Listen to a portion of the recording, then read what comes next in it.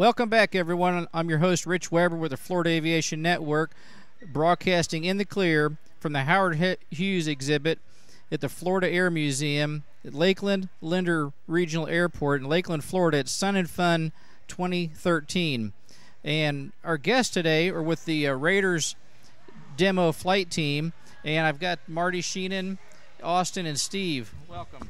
Nice to meet you, Rick. Great. Well, it's great to have you, and for you guys to be able to take time out of your busy schedule to come talk with us and kind of tell us a little bit about what you do with the flight demo team and give us a little bit of background. Okay. Well, we're a 5-plane aerobatic team based out of New Jersey. Austin is our number 5 pilot, and Steve is our announcer. Mm-hmm. Both these guys are in college and working round the clock for the team. Austin and Steve put together the music and the video, do a lot of legwork that normally doesn't get done. They do an outstanding job. Austin's father is my number 3 pilot, and Jeff's been flying with me for about 6 years. We've been flying aerobatics and air shows for 10. Excellent. So now, you mentioned something about a video with music now. Is this a video that some of the spectators can watch as they're also watching the airplanes maneuver, or is this something more the video, you meaning more like on the website, they can Sure. check that out on the website? It's on our Facebook page and on our on YouTube and on our website, RaidersFlightDemoTeam.com. RaidersFlightDemoTeam.com. Excellent. Mm-hmm. And if they forget that, they can just remember the Raiders and Google it and get to the website. That's correct. So on the website, then, there's probably a wealth of information that they can gather about the team and a little bit about the history and Sure. in the aircraft. Mm-hmm. Tell us a little bit about what all. Well, the aircraft, we have 4 Yak 52s and 1 Chinese Yak or a CJ6. Mm-hmm. They're made in Romania, and the Chinese aircraft was made in Nanchang, China. They're +6, -3 Gs on the Chinese version, and +7 and -5 on the Russian version. And that's probably as much as you probably want to pull. Yeah, we probably don't use all of that. They're a good aircraft. Learning how to do basic aerobatics. We do the full complement: hammerheads, formation loops, formation rolls, and then Austin does inverted passes. And well, why don't you tell them some of the aerobatics that you do, Austin? Well, as a solo, the key to my part of the performance is filling all the gaps, because we want something in front of the crowd the entire time.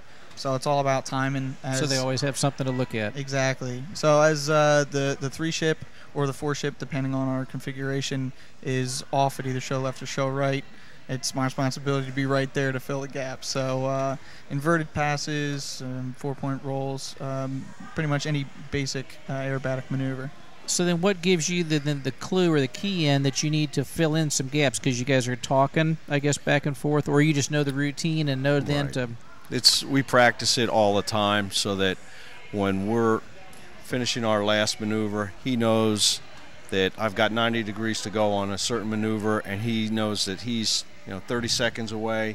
He starts to push as we're starting to exit the box. It gives you time to finish pulling, coming around, like you said, on the 90 degree, and it gives him he knows then the key that it's time to move in for the pass. And that, like you said, then that is going to keep something up there for the spectators, for everybody watching. Right. Something's always out in show center. Excellent. So then you're talking about the show, and what all will you guys put on then? Do you have different ones, different routines that you can do for different air shows? Mm-hmm. Since we're all volunteers and all of us have day jobs, most of us are airline pilots. Some guys don't have the flexibility. Right now, one of our guys was furloughed for 3 years. He just got called back, so he's unable to fly with us for about the next 2 months till he gets his schedule down pat. Mm-hmm. So we've adjusted it to a 3-plane and a solo. Excellent. So we have a lot of flexibility. We've got talented guys working for us so that they're able to adjust. The only key is that we practice. You have to practice a lot in the new formations. It's critical. Absolutely, it's critical, because if you're not up to speed and you're not proficient with it, then that's where it can invite some kind of accidents, sure, or things like that, obviously. So will you guys hopefully then with the weather up in New Jersey, Mm-hmm. gives you, if you afford enough time to be able to get prepared for this down here since the weather's starting to break. Sure. It was what we've noticed was our practice were early March. It's nice and cold up in New Jersey. The engines were performing extremely well. We come down here, it's now 80, 90 degrees. A real lack of performance in the aircraft. Big change in our power available. And timing. Timing, everything. Just it takes more out. You have to climb up higher to get more energy to execute the maneuvers. Mm-hmm. The energy bleeds off quicker because there's less thrust available coming from the engine. So that was our biggest, eye opener. A little bit of a learning curve, or Sure. to get that and some of the timing practice to be able to do that. Excellent. Now, where do you talking about with everybody's a volunteer? The process, I guess, that if somebody's interested, up in the area that wants to join the team, what do you look for, and what kind of? Well, the biggest thing is they have to be local. It's really difficult Sure. for team members to be more than, say, an hour away. Like aircraft, we've had team members come in and leave trying to fly with, say, a T6, just not compatible. So just location, credentials, you have to be able to have your aerobatic competency cards. Austin has his 250-foot card, which he just got, and now he's working on getting his formation aerobatic card. Which means? He's able to do the aerobatics that he's doing now as a solo in the formation. I see. Just another level of proficiency that's required in the industry. Correct. Absolutely. Have you all tried different aircraft and found that the Yak has been probably the best suited, or just kind of also because it's kind of a volunteer organization that you have to,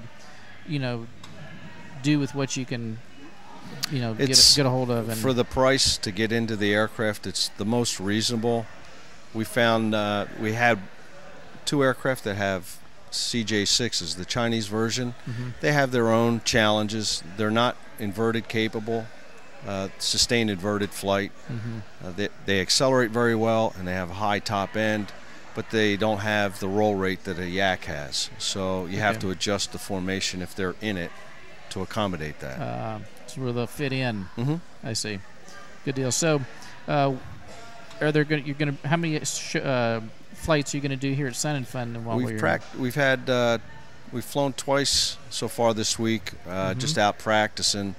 We're scheduled to fly Friday night and Saturday night as a 2-ship. Now, is that going to be in the evening while it's still daylight? You don't do any kind of No, it's we're qualified.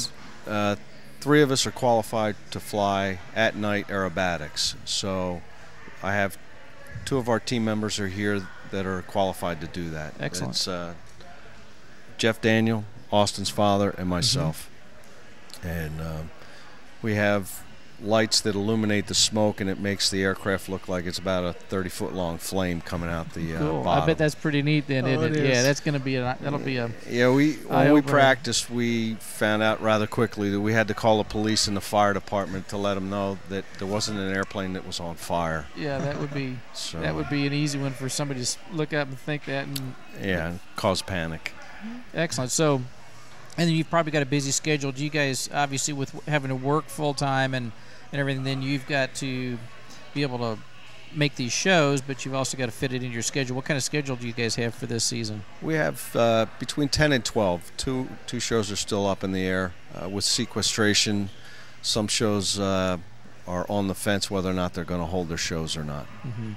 If the military pulls out of a show, it makes it real difficult to draw the numbers. So just the crowd, kind of the numbers of the crowd go down and makes it difficult. Now, you said that it's all volunteers, but what all does your organization do? I understand that you also do some fundraisers and things. A portion of our event fees we put into a kitty and sponsor high school students to get their private pilot's license. Excellent. So local high schools in the area have benefited by, we would put up $2,000. The airport we fly out of, the Flying W, matches our funds and gives enough for a student to go almost through private. That's good. That gets them a head start. because as Sure. we know, our future is what we need to be thinking about too, and we all see that, and hear about and read about the pilot shortage. That's the upcoming pilot shortage, whether it's flying aerobatics or whether it's flying charter or flying for the airlines or flying helicopters in that industry, Sure. whatever it may be. So we need to think about the future. So that's good. That's a great thing. That it's a good cause. Right, and we also have the Tuskegee Airmen that we support in the local area. That when we're at shows, they're at the same show, so we've kind of partnered with them and bring them to the local high schools and cover their performer fee, and they talk to the high school and middle school kids so that they get a grasp and a sense of what they went through to become pilots. Yes. So and what it might take, and maybe some challenges that these kids may face, just because of the economical, the cost and everything that it's going to be. So that's good. That's some really good things that you guys can do that help out. And Sure. do you get any kind of sponsorships that kind of help with the cost? Sure, we do. Sometimes, last year we were sponsored by the local Toyota dealerships in the South Jersey area, and they're going to reach out to us. We fly the Atlantic City Air Show, one in South Jersey, and one Jones Beach, New York. So they're local enough that the dealerships around there sponsor us. Oh, that they're willing to sponsor because they're going to get some good coverage. Sure. Then that's great. Yeah, we would do interviews prior to the show, send aircraft out there a week or 2 weeks prior, fly media people, and get them their advertising return on their investment. That's good. Well, it's a win-win then for everybody, because then it helps you, your organization out, and also helps them to get some advertising, which is a good deal, and reaching out. So now you guys also perform up at Oshkosh? We haven't yet. It's our aircraft are slow. They're slow. They do about 120 to 140. So for us, it's a pretty long stretch. So what we've been trying to do is meaning the stretch because of the distance for Oshkosh. Sure. Yeah. For to come to spectator row, in other words. Well, for us to transport the aircraft out to Oshkosh and back. So for Florida, we've scheduled air shows halfway, 3/4 of the way down, and on the way home to help defray the cost of coming to Oshkosh. So we've been staging the aircraft. Sun and Fun. To Sun and Fun, yeah, that's good. I'm sorry, what did you say, Austin? I said we've been staging the aircraft, and that allows us to progress. Yes, bit you can by go bit. part of the way, do an air show, and then do another air show. So where did you go? Where did you guys stop at on the way down then? We stopped in Columbus, Georgia, 3 weeks ago. And then on our way home, we're flying the Vidalia show in Vidalia, Georgia. Excellent. And we had other shows that were scheduled, but they were primarily military shows, so they were canceled due to lack of funds. So yeah, that makes it kind of tough. It's really putting a crimp on the industry this year. So how many do you guys? So there's 5 ships. You have 5 ships altogether. Correct. So then, how many does it take to at a minimum? Like on Friday night and Saturday night, we'll do a 2-ship night show. For most shows, we'll do a 3-ship or a 4-ship show. Okay, excellent. Now, how many personnel does it take to support all this? Because you have pilots, like you have Steve. And sure, we have. What else do you have? In addition to Steve, we have Will Brennan, who's been with us for 3 years, who is our line chief. He runs around, makes sure the aircraft are serviced, ready to go for the next flight. And additionally, our slot is Morton Stoverud, who is also our mechanic. So he can fill in as a pilot and a performer as well? Oh, he is. You ask him, he's our pilot. Okay.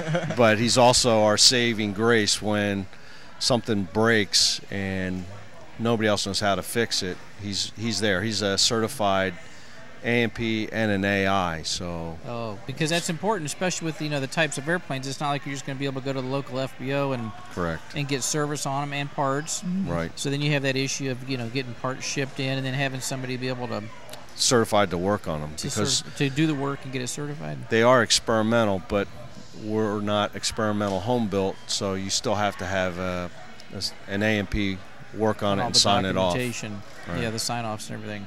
So, Excellent. Steve, tell us a little bit about your part in this. Well, my part is I'm the announcer for the team. I grew up with Austin. We went to high school together. We're both Excellent. Eagle Scouts, so that's how we met each other, through Boy Scouts. And he brought me onto the team, and I started making the soundtrack with him for the show. So when the planes are performing in the air, they're listening to the music on the ground for the crowd. So then you guys have to also have equipment to be able to transport the, the speakers and the sound system to be able to get that put up to go. Yeah. Well, with the planes, I have a small package we carry. Usually the shows provide that. We just got a new sponsor, Sennheiser. They're an audio equipment company. They're going to help us out with some of our audio equipment for our performance. Excellent. Sennheiser, of course, is a great headset. Now, do they also sponsor headsets for y'all for the plane? not yet. We're working on that. Working on 'em. We have a really good relationship with Whalen Lights, and they were instrumental in helping us get our night package together, which when we put a 4-ship up doing 4-plane night aerobatics, it's pretty spectacular. I bet that is. That's a lot of lights and a lot of lit up smoke, right? Yes, it is. Good. So then, to kind of go on with what you're saying, Steve, about the how do you know? I guess it just depends on what show you're going to. How much audio that you're going to need then? Yeah, we have a couple bass tracks we use that we mix together before the season starts, and that has songs that we all like as performers to fly to. So they and stuff the crowd likes, so everyone's happy with that. And then during the show, I'm narrating the show, so the crowd knows what's happening, what maneuvers we're doing, and then they find out about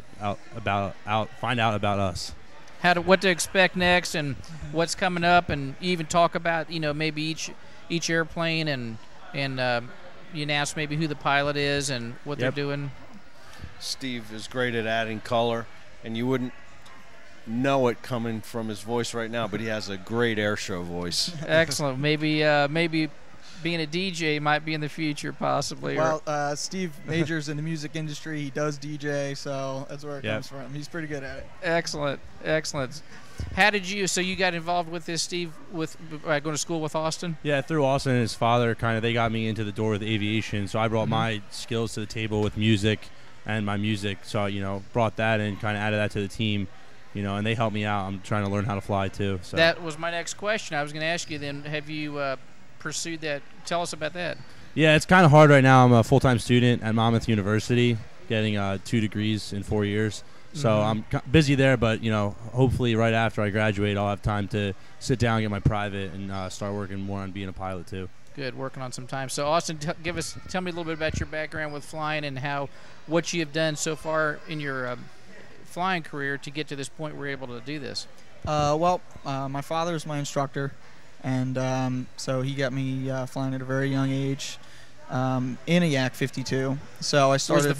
That was the first airplane you flew? Yes, sir. So I started out in the Yak 52 doing primary training, and hanging out with these guys. That's kind of how we got in on the bottom floor with the team. So being able to do air shows with my dad is a pretty cool thing. And him and I, he has a crop dusting company in New Jersey. So him and I crop dust together. And then in addition, I'm a crew chief in the New Jersey Air National Guard. So, is that right? Yep. So working on that slowly but surely, getting finished college and having a lot of fun. Excellent. So what ratings have you obtained so far? I have a commercial instrument. I just finished up my instrument. Good. So looking towards multi, and also trying to increase my level on the aerobatic card, getting formation aerobatics. And so now with the aerobatic card, you have the proficiency, and then I guess the FAA has to obviously sign off on it. And Correct. What's the procedure, I guess, for the aerobatic card, and there's standards that you have to go by, but tell us, how does that? They've just changed the rules literally within the last month and a half, but the levels, normal aerobatics can be completed above 1,500 feet, 4 miles off any federal airway, and outside of basically lettered airspace associated with an airport. Okay. But look up the rules before you go do it. Yeah. So anything that's below 1,500 feet AGL requires an aerobatic competency evaluation and a card that waives that rule. And you can only do that inside a waivered airspace, like at an air show. Where they actually designate it as airspace or an air box. Even like up at home, then you probably have an aerobatic box. Correct, for practice. Or you have to find a airspace that complies and conforms to all the FARs and stay above 1,500 feet. To be able to do that. So a lot of the viewers don't know this, so I'm going to ask you some of these questions just because it'd be quite informative that they're probably curious about. If even like at home with the aerobatic box, is there certain times, or do you call like flight service and they make it kind of then designated as an active aerobatic box? That's correct. It doesn't it puts it out as a NOTAM, but it's only activated probably an hour prior to the box going hot, and then once you've finished, you deactivate it. So if you're not reading the NOTAMs that hour, you may end up inadvertently flying through an aerobatic airspace. Now, for waivered airspace, like for an air show, that's normally published weeks in advance, so it's out there. Now, with the changes, does that they don't call it then like a TFR then, do they? Well, because they also will put up a temporary flight restriction around the airport so that they're looking to maintain safety around the airspace. So I believe they do put up a TFR around it. Yeah, that's going to help with somebody that's flying along that maybe want to not, who would know that sun and fun's not going on, but if they wanted to land, but it was actually during active air show times. Correct. So the levels, there's a 800-foot card, so that would be your first card that you would get after you would go to an evaluator. Lets you come down to 800 feet, then 500 feet, then 250 feet, and then a surface level waiver. And so, Austin, you're at the 250, so that's your third. You've made it now to the third level. Yep, one to go. That's good. That's great.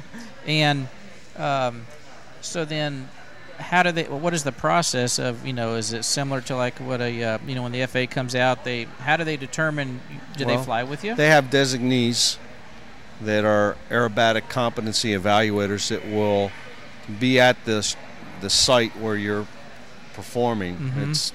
You can't have an evaluation done at a show. It has to be at. So they come, like for example, they would come up to New Jersey, or someone from the local FSDO would then come over to the airport, and do they go up and ride with whoever? No, they never get in the airplane. They evaluate you from the ground, and it's normally we go to Warrenton, Virginia, where our ACE evaluator is, and it's associated with a runway, so it's set up just like a show site, which is perfect.